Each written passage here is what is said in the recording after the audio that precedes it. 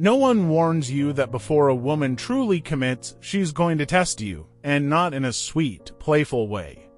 These tests aren't fun, they're subtle, uncomfortable, and they will expose exactly who you are under pressure. Maybe she asks something small like, "Do you care if I hang out with my ex?"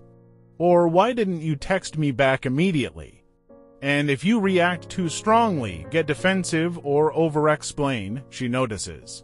She's watching to see if you fold, if you chase, if your sense of self wavers. Most men don't realize it at the time, they just feel confused, frustrated, or even rejected. Picture this: you've been seeing someone for a few months, things feel good. You're thinking about where this is going, maybe even imagining a future. And then she drops a line that feels like it came out of nowhere, something testing your limits. She cancels plans without explanation, flirts with someone else, or asks questions that feel loaded. You're anxious, trying to read her mind. You start overthinking every word, every emoji, every pause. That feeling of being on edge, that's exactly what she's observing. Here's what's happening behind the scenes. Women and people in general use tests to gauge emotional stability, reliability, and attachment security. If she's avoidant, she needs reassurance that you won't crumble under uncertainty. If she's anxious, she's unconsciously checking if you'll match her intensity without overwhelming her. Your reactions light up her brain like a psychological dashboard. Every defensive reply, every neediness, every overeagerness tells her exactly how invested and insecure you are. And here's the harsh truth: most of the time, you fail without even knowing it. You overinvest, you chase, you beg for clarity. You do the emotional labor that she's supposed to do herself, deciding if she's ready to commit. You convince yourself that your effort will win her over. It doesn't.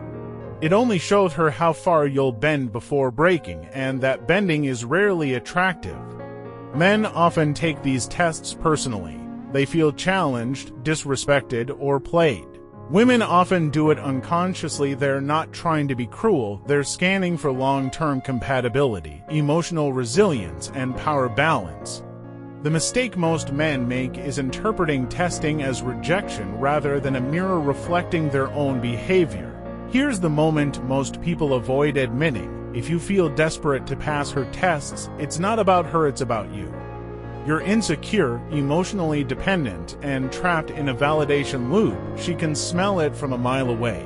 Your overthinking, your need to explain yourself, your attempts to control the situation are exactly what she's watching for. Shift your perspective for a moment. These tests aren't traps, they're filters. They're revealing her priorities, her fears, and yes, your patterns too. She's not judging your every move to punish you, she's scanning the emotional landscape.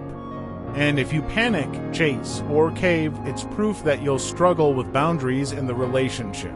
So here's the silent advice you rarely hear: stop overinvesting in someone else's emotional radar. Protect your energy.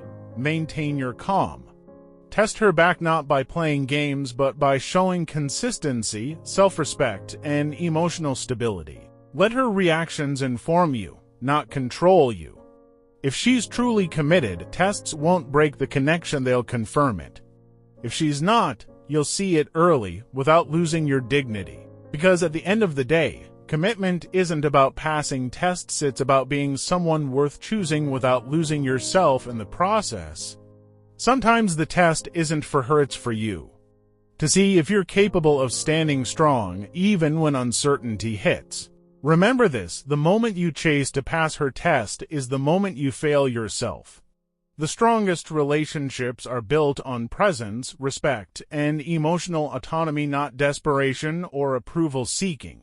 Sometimes the closure you want isn't her saying yes, it's realizing you're enough without anyone's approval.